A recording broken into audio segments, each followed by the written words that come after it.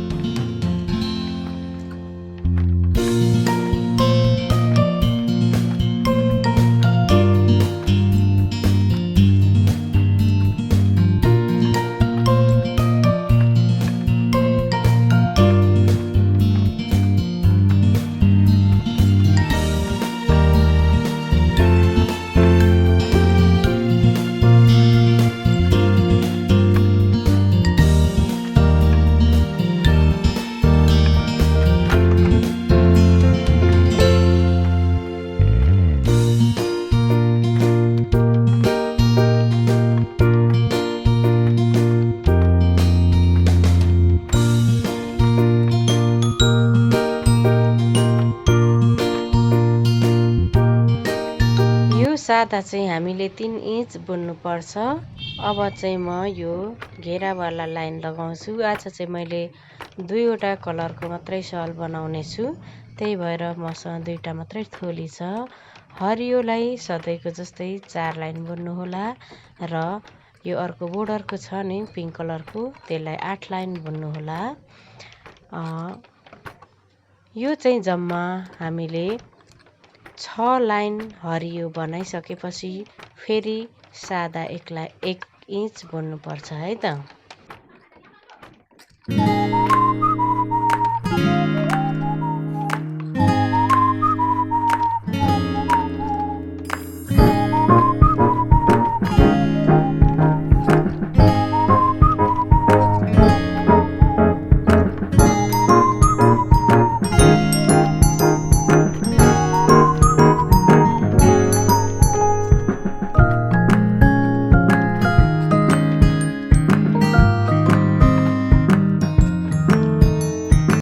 अब मेरो हरियो लाइन चाहिँ 6 वटा भइसक्यो, त्यही भएर मैले अब यो हरियोलाई यही स्टप गर्छु। यो लाइनले 6 वटा भयो। अब यो हरियो सकिएपछि चाहिँ यो पिङ्क कलरको छ नि त्यसलाई 1 इन्च बुन्ने, त्यसपछि हामी बोर्डरको बुट्टा राख्छौँ है त।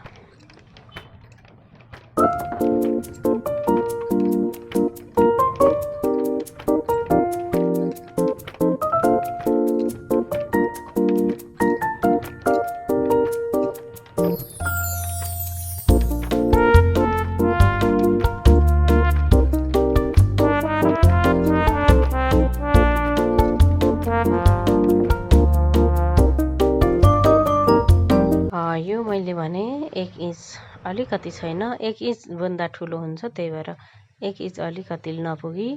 अनि मैले चाहिँ यो सल 2 कलरको मात्रै बुन्ने भएको हुनाले मैले यहाँ बोर्डरको बुट्टा राख्न पनि हरियै कलर मात्र लिएको छु। यो चाहिँ अन्दाजी 1.5 इन्च जति हामीले लिनुपर्छ। अब यो बुट्टा पनि एकदम सजिलो छ, तपाईहरुले हेर्दै गर्नुहोला। यो अलिकति ठुलो भएर मैले घटाएको।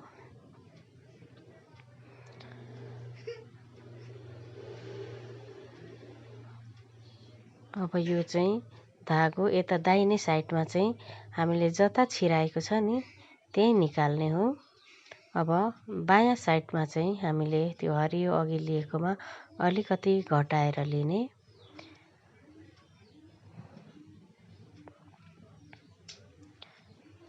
यो यता दाहिने साइडमा चाहिँ त्यही निकाल्ने है, केही घटबड गर्नु पर्दैन।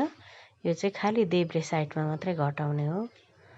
अब फेरि यो देब्रे साइडको टर्नमा चाहिँ फेरि अलिकति घटाउने। यो हामीले 4 स्टेप बुन्ने छौं।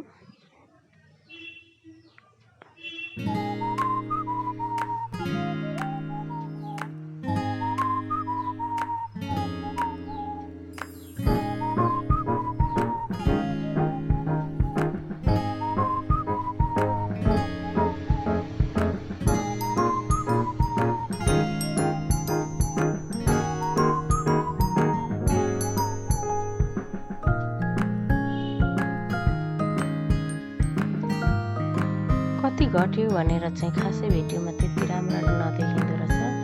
अहिले हाम्रो 4 स्टेप पुरा भइसकेको छ, त्यही भएर हामीले अब अगाडिपट्टि निकाल्ने फेरि।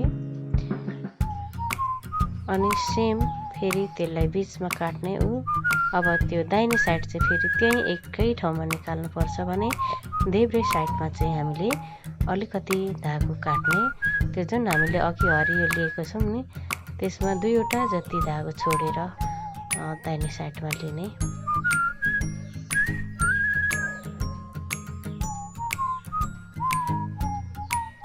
त्यो दाहिने साइड चाहिँ जहाँ छ धागो त्यहीँबाट फर्काउने।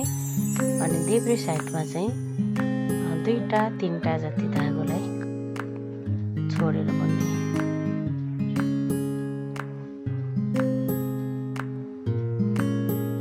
फेरि त्यहीँ निकाल्ने। यो पनि हामी 4 स्टेप बुन्छौं।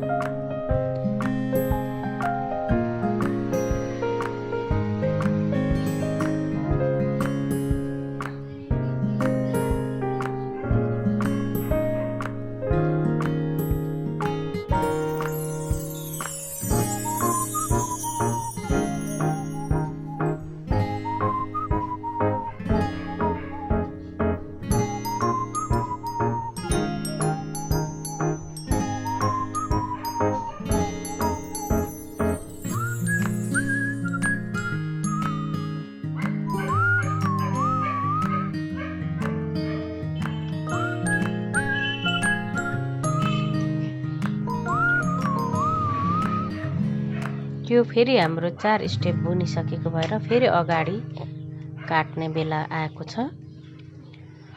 यसमा चाहिँ हामी 2 स्टेप मात्रै गर्छौं। अब यो चाहिँ फेरि जहाँ छ धागो त्यही निकाल्ने। यो 1 स्टेप भइसक्यो।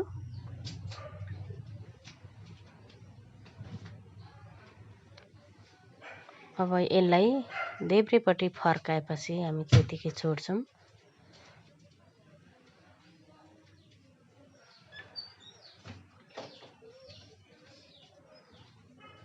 अब यो बुट्टाको ठ्याक्कै आधा भइसक्यो। अब यहाँ सादा चाहिँ म 2-4 पटक 5 पटक जति म सादा बुन्छु। यति गरिसकेपछि अब फेरि त्यो धागोलाई हामीले अगाडि जस्तो बुनेको थियो त्यसरी नै टर्न गर्नुपर्छ है त। अब जसरी अघि बुनेर त्यो आधी बनाएको छौं त्यसरी नै अब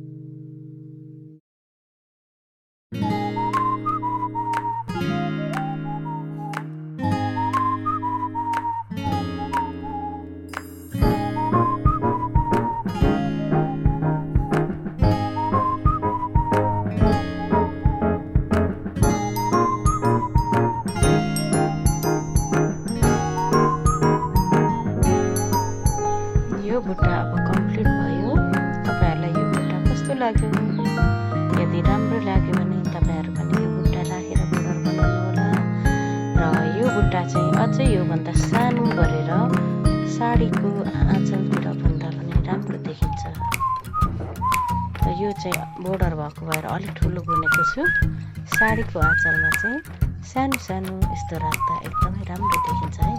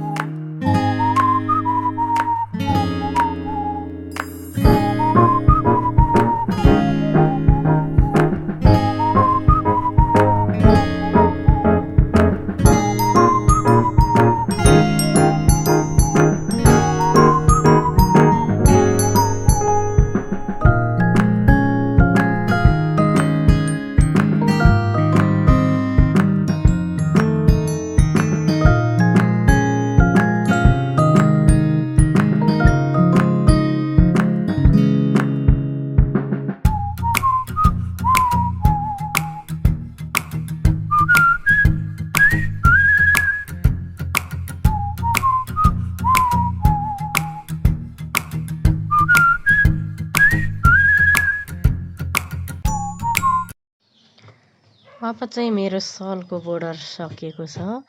अब यो माथि कस्तो बुट्टा बुन्छु त्यो हेर्नको लागि चाहिँ अर्को भिडियो हेर्न नछुटाउनुहोला। अहिले आजको लागि चाहिँ मेरो भिडियो यही अन्त्य गर्न चाहन्छु। नेक्स्ट भिडियोमा भेटौँला। हस् त, बाई बाई।